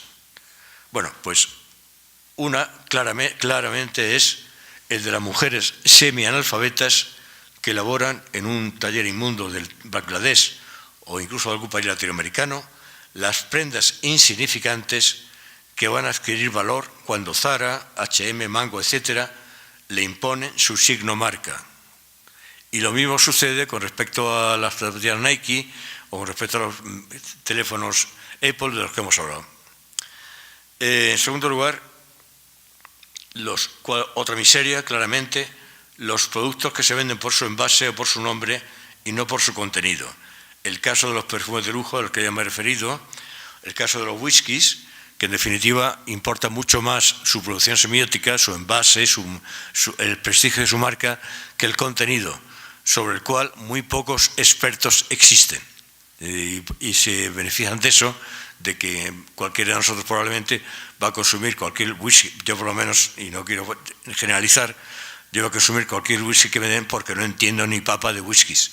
Y por tanto, si pone Jack Daniels en la botella, voy a decir, anda, qué whisky más bueno. Las empresas que dedican una mayor parte de su presupuesto a la producción semiótica y no a la producción material. Esto es un hecho incontrovertible. Hay miles, y esto se puede investigar, por supuesto, porque es público, que dedican mucho más a todo lo que tiene que ver con esto, lo que estamos llamando producción semiótica, incluyendo, pues eso, el diseño, el envase, etcétera, etcétera, y por supuesto la publicidad, que a lo que es producción material. En el caso de las prendas de vestir está clarísimo. Y finalmente, por decir una última miseria, hay muchas más, insisto, las compañías farmacéuticas que invierten más en promoción y publicidad que en investigación. Este es un hecho también incontrovertible.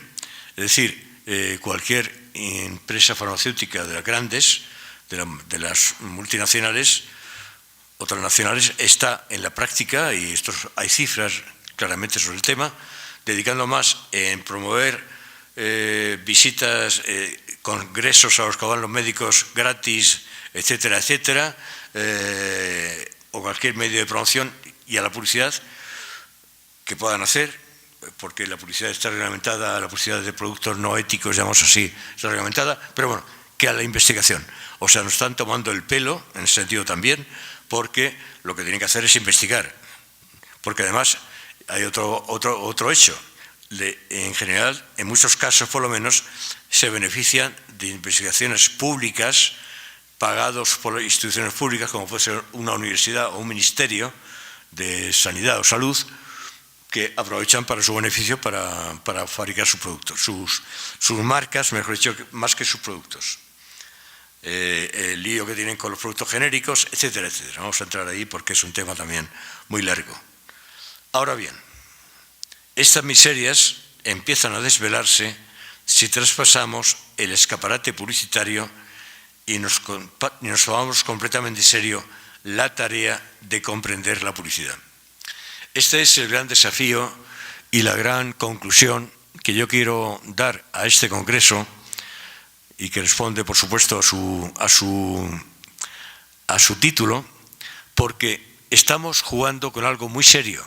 Es decir, estamos nada menos que lidiando, como si fuéramos toreros, con un toro muy varado y muy experimentado, tremendamente poderoso, que en definitiva lo que está haciendo es ocultar esa miseria de la que estoy hablando a través del escaparate que le proporciona la publicidad.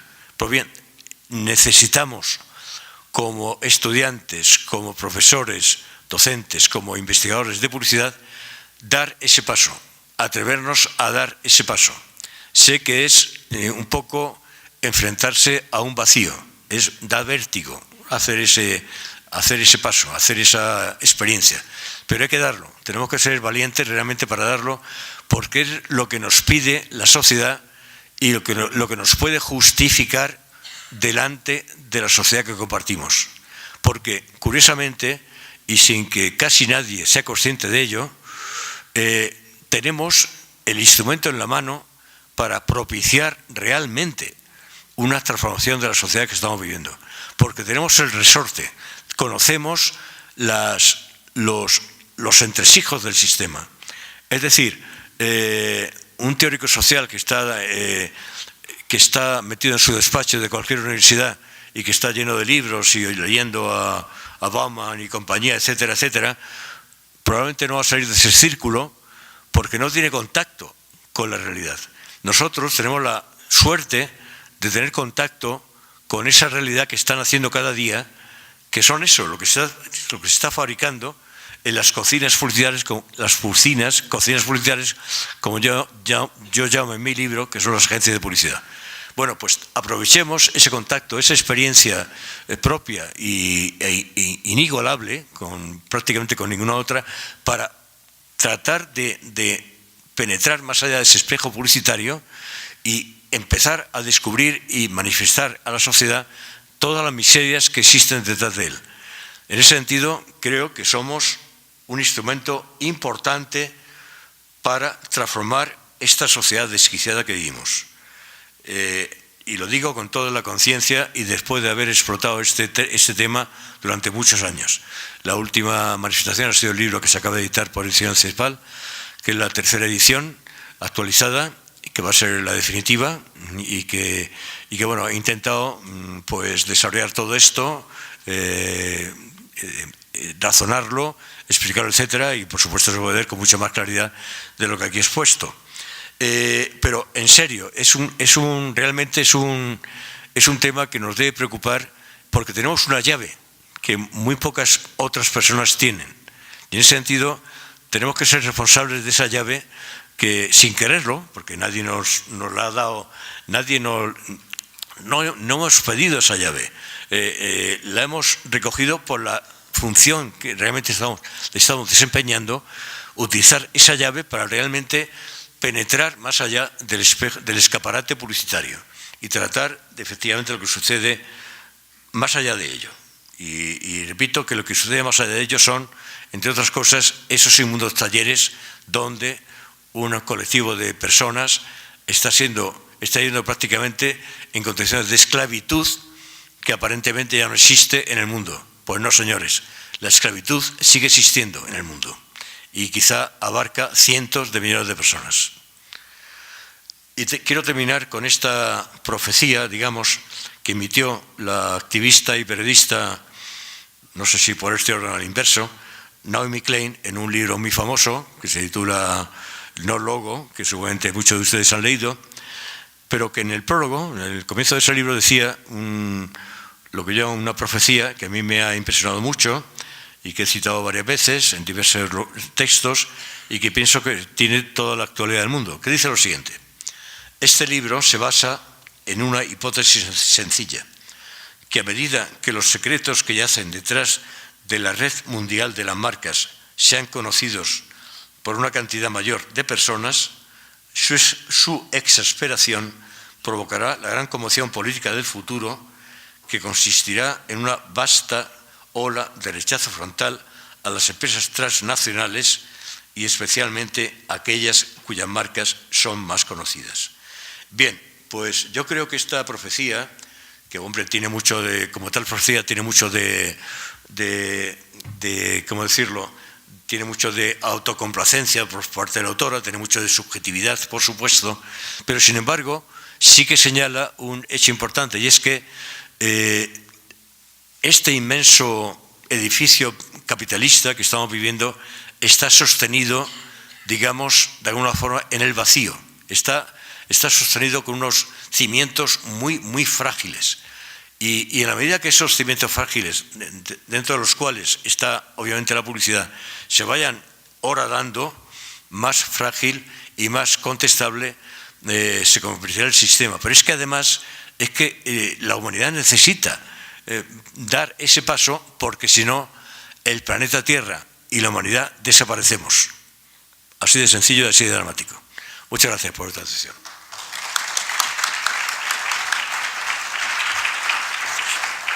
Muchas gracias. Abrimos ahora el espacio de preguntas. Estoy segura que tiene muchas inquietudes, así que por favor.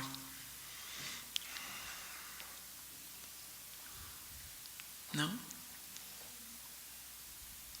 Por favor. Bueno, yo quiero felicitar aquí al doctor Caro. Me presento, porque ayer me dijeron que no me presentaba. Carola García Calderón, de la Universidad Nacional Autónoma de México. Quiero felicitarle por esta presentación. Y creo que parte del objetivo de este encuentro que hemos tenido aquí con la hospitalidad de CIESPAL en Quito, Ecuador, que no teníamos la suerte de conocerlo, es justamente este llamado a la reflexión, este intercambio académico que hemos empezado aquí, y que justamente mucho se ha hecho, un poco hablando de las escuelas de comunicación y particularmente de la publicidad. Hemos estado en el anecdotario, en las grandes recetas de los publicistas exitosos, en cómo se hace publicidad, y después en una etapa, particularmente en América Latina, en una crítica a la enajenación y a todo lo que provoca la publicidad. Y justamente creo que estamos en el momento en que empezamos a hacer investigación, desde hace unos años para acá, para tratar de comprender la publicidad, y no nada más para entender qué pasa, sino también cómo se tendría que estudiar la publicidad, particularmente entre nuestras universidades.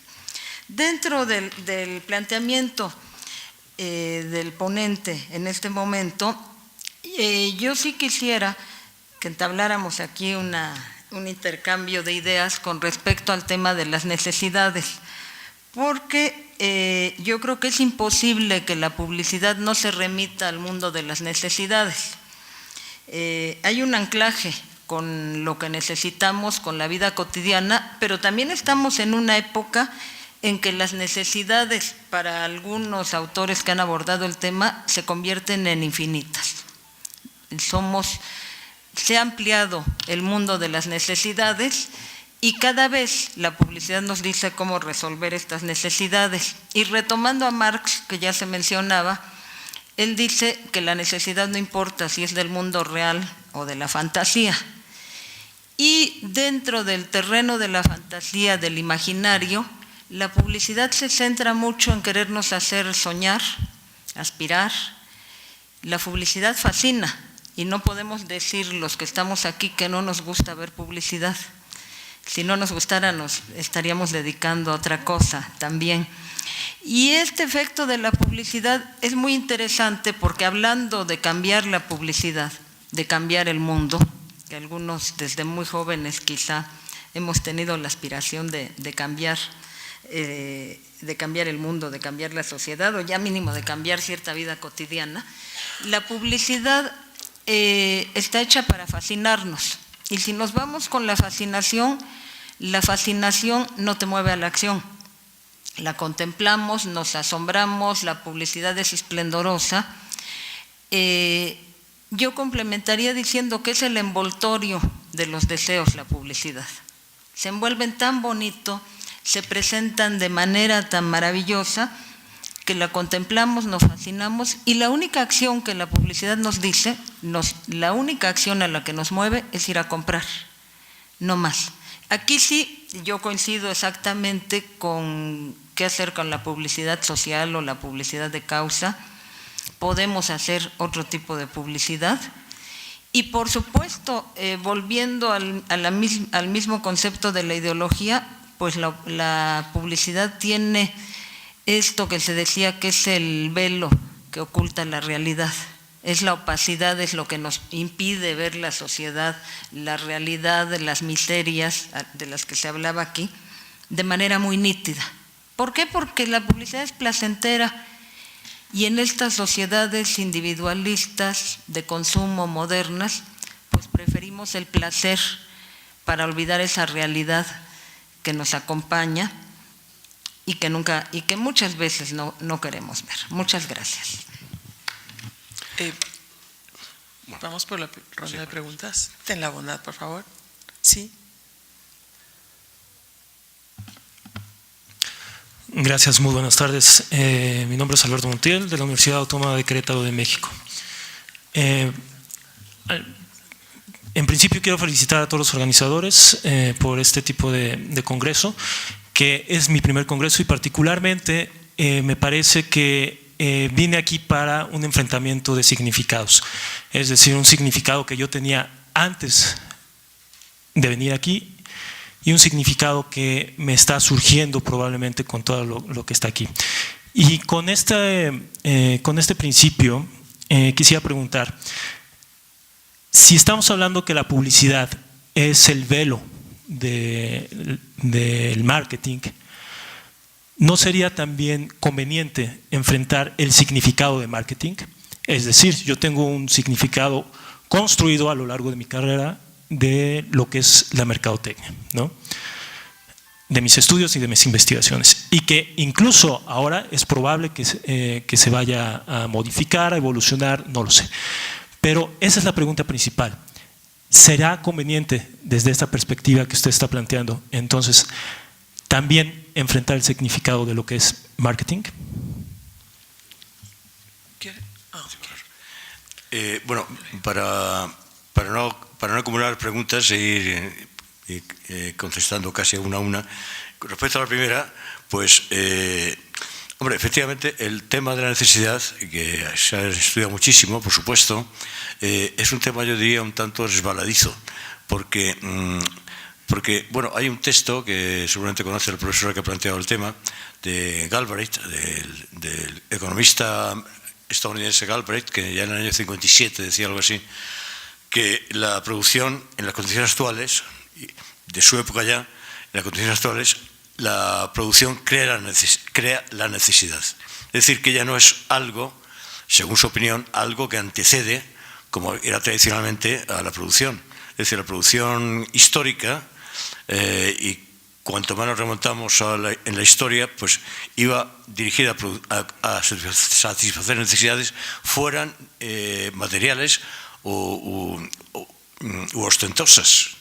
Materiales, necesidades de lujo, necesidades de ostentación, necesidades simbólicas dirigidas a distinguir una casta social, lo que fuera, un rango, etcétera, etcétera.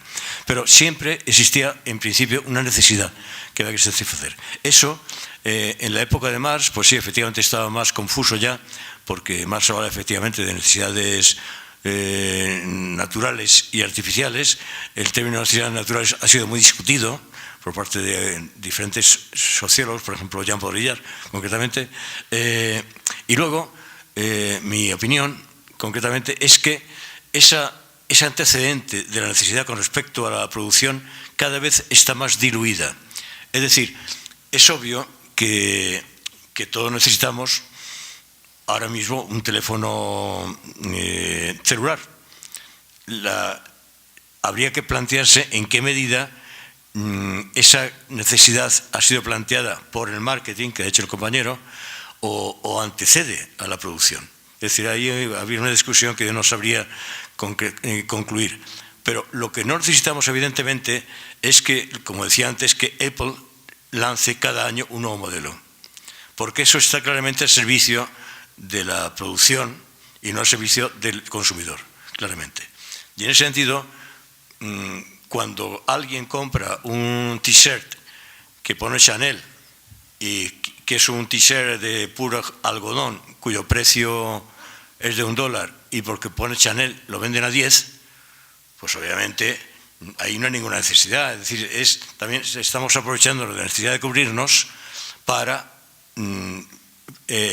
producir plusvalía con respecto a esa necesidad. Es decir, que es un tema realmente complejo y sobre todo cuando se une una necesidad del deseo, más complejo todavía. Pero bueno, sería un tema a discutir de forma mucho más profunda, yo diría, que en este momento del debate, ¿no? Con respecto al compañero que habla del significado del marketing, pues en ese sentido yo creo que sí que está muy claro. Es decir, para mí, por lo menos, lo que yo denomino, junto con Berardi y algún otro, producción semiótica, es prácticamente equivalente a lo que los empresarios y los expertos en la cuestión llaman marketing, en definitiva. Porque si analizamos el término marketing en su sentido originario inglés, veremos que marketing no es mercadotecnia, cuidado, no es la técnica del mercado. Marketing es hacer mercado o haciendo mercado, si queremos traducirlo literalmente. Y ese es el real sentido del marketing. Ese es el real sentido del marketing. Es una forma de presionar al mercado para que responda a las necesidades de la producción. Y de esa manera, pues se ha avanzado primero a través de un marketing a través de una producción semiótica muy cerca del producto, ¿cierto? Y siguiendo por una producción semiótica cada vez más alejada de la realidad del producto, cada vez más referida a significaciones imaginarias. Pero a mí me gustaría, sinceramente, que las escuelas y las facultades que enseñan marketing se comenzara a hablar también de producción semiótica, es decir, del trasfondo del marketing.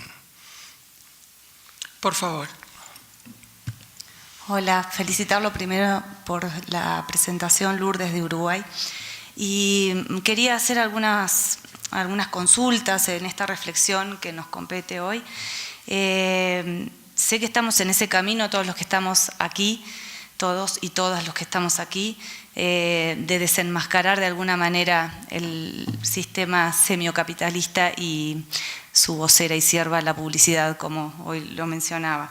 Pero, ¿cómo podríamos apagar esa fantasmagoría que brilla, que nos deslumbra, como decía acá la compañera también, para ver ese mecanismo opaco y hacerlo un poco más transparente, como usted decía, más vinculado a lo real, si es que existe algún tipo de realidad que no esté mediada, ¿no? Pero cuando mencionaba que los cimientos son frágiles, me preguntaba qué tan frágiles son, porque esos cimientos están en concordancia con otros sistemas como el Estado, cuando los partidos políticos que llegan están asociados con otros sistemas como también el marketing con el mercado y el corporativismo, y bueno, no los veía tan frágiles ahí. Y preguntar un poco en la academia, en donde estamos también nosotros, cómo podemos hacer para filtrar, encontrar esas grietas, esas oportunidades, esas tácticas, esos mecanismos que nos permitan otras formas de pensar, cuando a veces también nosotros estamos tan desde el norte, citando autores, solicitando y recurriendo a formas de pensamiento, a lenguas, y cuando digo lenguas o lenguajes, dispositivos de formas de pensar que no admiten la imagen, que no admiten lo que otras culturas utilizan para formar su manera precisamente de concebir la realidad, mitologías como la mitopraxis publicitaria, pero también otras, y cómo desde la academia a veces también nos impedimos incorporar otras formas de pensar. Sé que es muy complejo lo que estoy diciendo, pero bueno, y finalmente sí, quizá en la educomunicación y cómo no hemos podido, los comunicadores y quienes investigamos la comunicación, filtrar al sistema educativo, que también es un sistema constructor de sentido y quizá el que pueda dar batalla, a incorporar la comunicación con una visión crítica en los programas educativos. Sé que es complejo, quizá me fui de tema, pero quizá ayude a reflexionar. Gracias.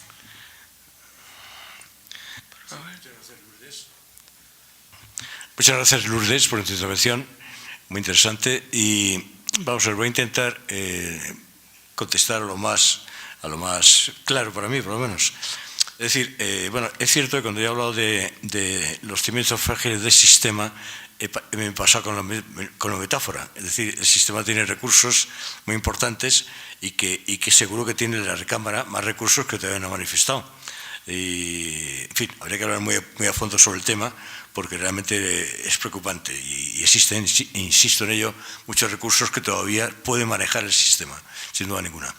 Pero yo me refería sobre todo a la fragilidad de ese escaparate que nos extiende ante los ojos la publicidad y todo lo que lleva consigo esta producción semiótica, cuyo escaparate al final es la publicidad, porque todo lo demás está, digamos, al servicio de ese escaparate que nos ofrece la publicidad. Yo diría que entiendo perfectamente que es un camino muy difícil. Yo por eso he planteado el libro como un viaje, no esa era la intención precisamente, porque realmente partimos de una concepción por parte de la academia, es lo que he tratado de decir al principio, una concepción por parte de la academia absolutamente errónea con relación a lo que es la publicidad. Entonces, desmontar esa visión nos va a costar sangre, sudor y lágrimas. Es decir, porque no es fácil, evidentemente. Porque además, como docentes de publicidad, los que lo seamos, necesitamos enseñar a los publicistas. Es decir, una parte de nuestra labor es esa. Estamos formando a profesionales que no se forman más que en ese sitio, probablemente. Porque ya no existen, lo que yo decía al principio, esas agencias donde se empezaba con 14 años y ibas progresando poco a poco. Eso ya no existe, evidentemente. Entonces, ¿cuál es la forma hoy en día de aprender el oficio o los diferentes oficios que abarca la publicidad? Las universidades o las escuelas de negocios que enseñan publicidad. Entonces, eso evidentemente es una labor y yo no la critico porque hay que hacerla, alguien tiene que hacerla. Pero junto a eso, o sobre eso, o no sé cómo llamarlo, debe estar esa otra parte, que enseñemos a los estudiantes, a nuestros estudiantes, que la publicidad es más que eso, que la publicidad es mucho más que eso, y eso significa que ellos, como sujetos sociales, tienen una responsabilidad probablemente mayor que otros profesionales, porque el publicista tiene la suerte, la desgracia, de estar en el ojo del huracán, está en el centro, donde están construyendo, como yo decía al principio y fue mi experiencia personal, está en el centro del lugar donde están construyendo las significaciones que luego la sociedad acepta o asume. Y por tanto, esa labor, que insisto que es tremendamente difícil y que exige una especie de cambio de chip mental, por muy difícil que sea, creo que hay que darla. Evidentemente no se da en un día, no se da en un congreso, no se da en 2 años, no se da en tal, pero sí que hay que ir progresando paso a paso en esa dirección. Porque si no, estamos, y voy a decir una expresión fuerte, estamos defraudando a la sociedad que nos paga. Tenemos el deber de manifestar ante la sociedad qué es realmente la publicidad, junto a lo que es una profesión, magnífica por cierto, y lo que es la publicidad como instrumento que está contribuyendo a ocultar las miserias, como decía antes, del actual capitalismo. Esa es mi opinión. Por favor. ¿Y luego tú? Gracias. Hola. No tengo, ahí estoy. Perfecto. Bueno, Antonio, el peleador. ¿Ahí estoy bien? Sí. Mira, esta es una pregunta central para mí. Yo siempre que voy a la facultad, sabes, te lo he contado, yo soy un ex profesor de historia suspendido por la dictadura militar. Eso lo hice antes de ser docente universitario. Y voy con una consigna de una vieja educadora uruguaya, con un libro central para mi generación que era ¿para qué futuro educamos? Yo hago también un discurso sobre la responsabilidad social publicitaria de los publicistas, de lo que hemos estado debatiendo estos días, y tengo la sensación de que a veces puedo confundirles, que jóvenes hombres y muchachas creen que pueden hacer la revolución desde la publicidad, y tengo miedo que eso después enfrentados a la realidad profesional, los defraude.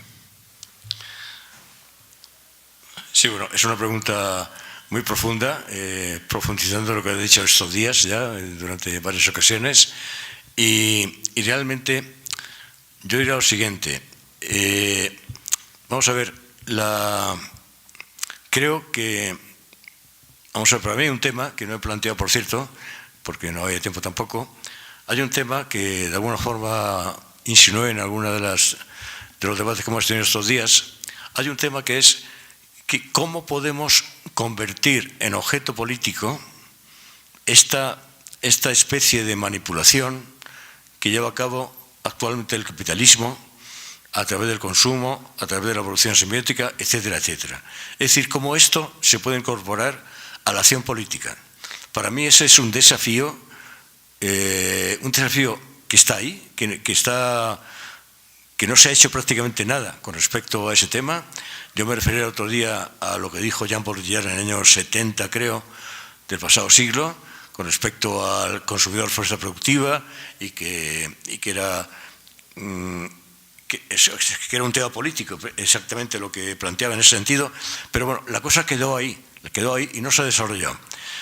A mí me parece que cuando se hace un mitin político y se dice vamos a luchar contra los patronos y etcétera, cualquier lema político, no voy a entrar ahora en los contenidos, cuando se hace un lema político tradicional y esas personas que después del mitin se van al quicentro a consumir como locos o como cuerdos, me da igual, no se dan cuenta de lo que están haciendo. Es decir, hay una contradicción in sensu de las dos actuaciones. Tan político es consumir por sistema porque una marca te agrada o porque IBM te ha comido el coco con su imagen publicitaria, tan político es eso como gritar en España ahora ¡viva la República! Y eso creo que es una labor que está absolutamente sin hacer. Y creo que concretamente aquí en la América Latina es un terreno donde se podría hacer bastante de eso, porque, vamos, a mí me entusiasma América Latina y por eso vengo tanto, porque yo considero que América Latina está mucho más viva que Europa para todo este tipo de cuestiones. Vamos. Por favor. Muchas gracias. Mi nombre es Lucía Caro, de la Universidad de Cádiz. Quería empezar por felicitarle por su magnífica conferencia y quería hacerle una pregunta para conocer su opinión sobre un tema que me obsesiona, por eso fue parte de mi tema de tesis, y que veo que está no absolutamente, pero sí que es un tema que aparece constantemente en cursos relacionados con escuelas de negocio, incluso con la universidad, y sobre el que creo que hay poco trabajo crítico ahora mismo, y es el de la marca personal.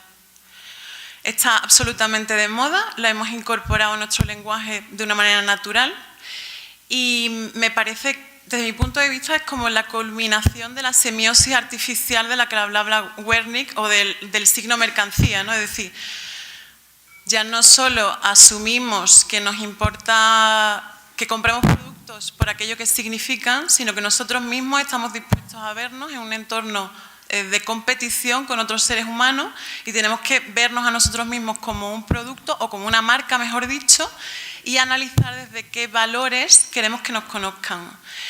Y esto se asume con absoluta naturalidad y, insisto, hay cursos en las universidades donde se les enseña a los alumnos a construir su marca personal e incluso se llega a decir que si no tienes una marca, que todos somos marcas y que simplemente no las estamos gestionando. Es decir, usando esa frase clásica de si no el silencio también es comunicación, damos aquí un salto y de repente somos productos en un mercado. Entonces, lo que me gustaría saber es su opinión sobre ese concepto. Muchas gracias. Bueno, pues creo que el tema está clarísimo y me alegra mucho, me parece muy interesante la pregunta, porque mi opinión es que estamos asistiendo en la actualidad a un proceso gigantesco de, no tiene un término, no existe el término, pero yo puedo llamarlo marketización. O sea, todo se está convirtiendo en marca. Es decir, la marca país es un ejemplo muy claro, la marca país Ecuador, por ejemplo, la marca ciudad, Quito se está promoviendo como ciudad, ha habido campeonatos de marcas de países, en América Latina, y Quito quedó finalista, que yo sepa, etcétera, etcétera. Todo se convierte en marca, los clubes deportivos se convierten en marcas, el Real Madrid, por seguir con el ejemplo de antes, gana más con la venta de camisetas que con las competiciones deportivas y con los socios que tiene, etcétera.